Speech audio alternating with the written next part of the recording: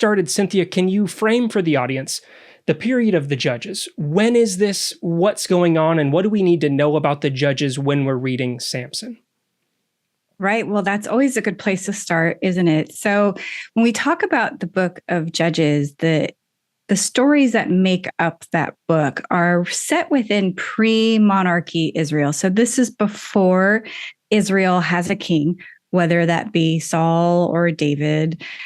They have settled in the land. Of course, that's a whole nother issue, how they got there.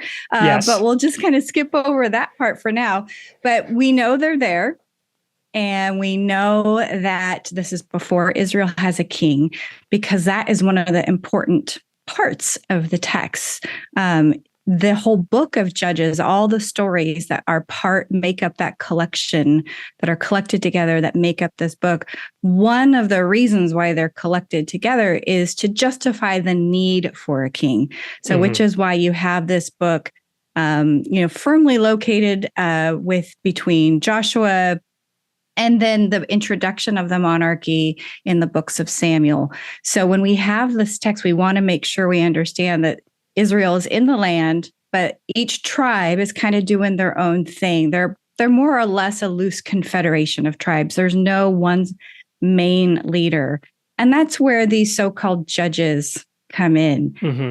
They are kind of temporary leaders. Some of the people involved in the text are called judges. Others are just, say they lead, or calls them by other things, but deliverers. But really, there are a lot of kind of hero stories.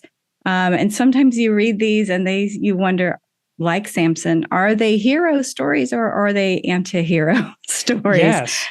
But I think one thing that's important for us to keep in mind regarding not just the Samson narrative, but the entire, and it gets to the Samson narrative, to the entire book of Judges. So the book of Judges being this collection of stories, from some are clearly northern, some are southern, and they focus on different tribes, different judges who interact with those tribes.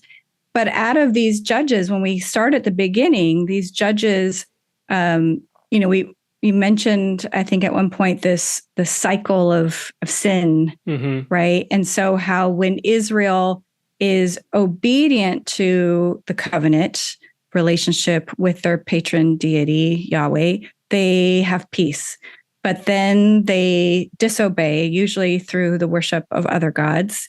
And then that brings about chaos, right? And usually that chaos comes at the hand of some sort of military battle or suppression from other enemy groups.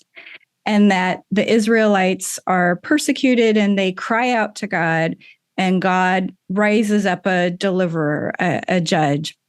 And that judge is supposed to do two things, oftentimes it's a physical redemption and a spiritual redemption.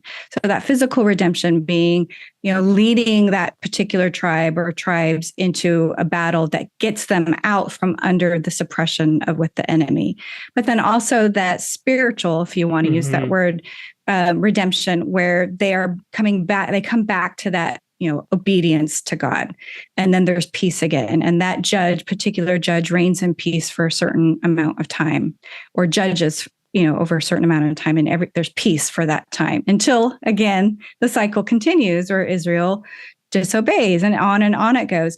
So it's not just a cycle, but it's a downward spiral. Yeah. Because as the book goes on, the amount of peace that each judge brings gets shorter and shorter. But the story, the actual physical way it's written out, at least in the text as we have it today, gets longer and longer. But then also the character of the judge each time gets less and less. So the character and integrity of the judges spirals downward, just as Israel spirals downward, to the point where you could say that these judges in certain ways epitomize Israel. And so by the time you get to the end of the book, Israel is in such decline that last judge has to be the absolute worst. Yeah. And that's what we have in Samson. But I think we need to look at these judges as a way epitomizing Israel, that as Israel descends into chaos, so do these judges.